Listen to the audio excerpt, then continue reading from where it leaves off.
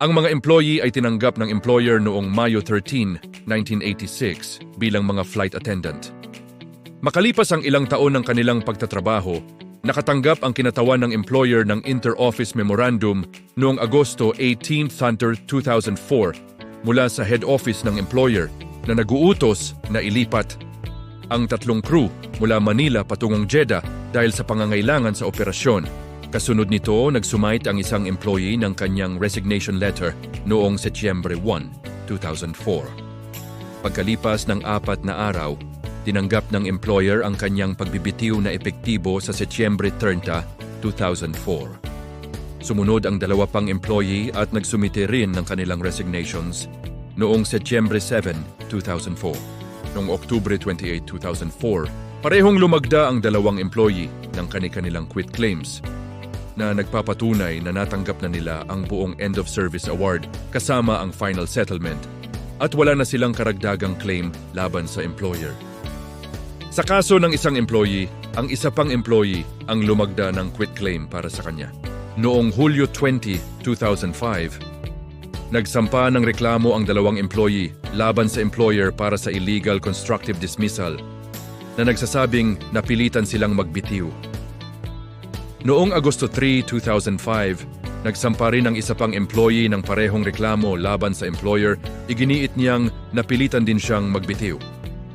Sa kanyang sinumpaang salaysay, ikinuwento ng isang employee ang mga sumusunod. 1. Nagtatrabaho siya sa employer ng halos 19 na taon at nakatanggap ng maraming parangal para sa mahusay na serbisyo. Hindi na tinag ang mga employee at nag-apela sila sa NLRC. Sinasabing nagkamali ang labor arbiter sa hindi pagbibigay ng moral at exemplary damages. Isa pang employee ay nagsumite rin ng hiwalay na apela para sa parehong hiling. Samantala, nag-apela rin ang employer sa NLRC. Iginiit nito na malinaw sa resignation letters at exit interview forms na ang mga employee ay kusang nagbitiw. Ayon sa employer, hindi makatuwirang asahan ang notice of dismissal kung malinaw na sila mismo ang nagpasya na mag-resign bago pa makakilos ang kumpanya.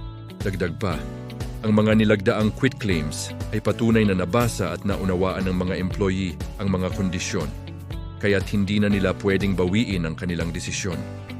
Ang pagbawi ay magiging anyo ng unjust enrichment. Pinaboran ng NLRC ang apela ng employer. Sinabi nitong nabigo ang mga employee na magpakita ng sapat na ebidensya na sila ay pinilit na mag-resign. Binanggit pa ng NLRC na sa resignation letter ng isang employee, malinaw na nakasaad, "It is time to move to another career." Dagdag pa, kinilala ng NLRC na natanggap na ng lahat ng employee ang kanilang separation benefits gaya ng nakasaad sa kanilang mga quit claims.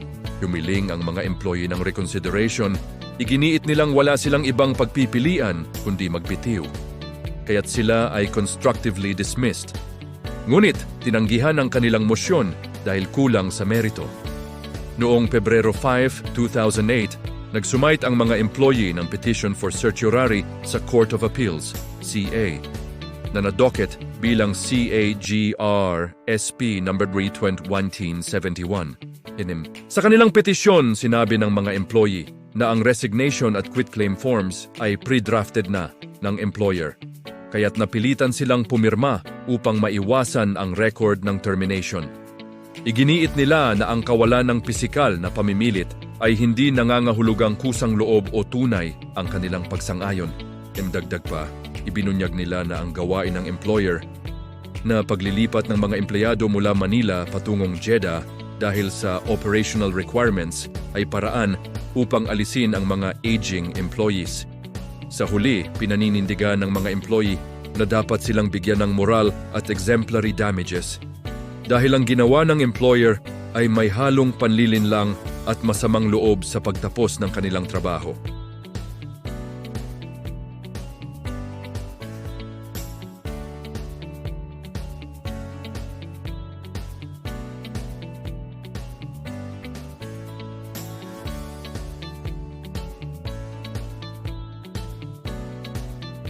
Sa masusing pagsusuri ng mga facts, lumalabas na taliwas sa konklusyon ng Court of Appeals, CA, Napatunayan ng employer na kusang loob ang pagbibitiw ng mga employee.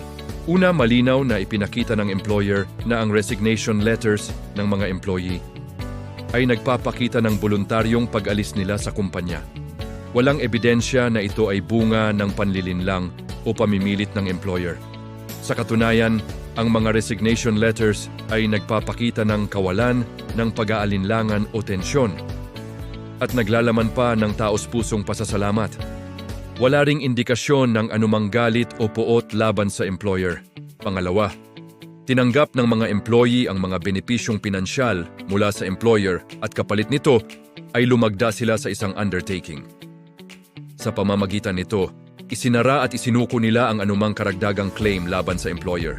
Ayon sa korte, ang waiver o quit claim ay isang balidong kasunduan kung ito ay patas, makatuwiran at voluntaryong nilagdaan ng employee na may buong pag-unawa sa kahulugan nito.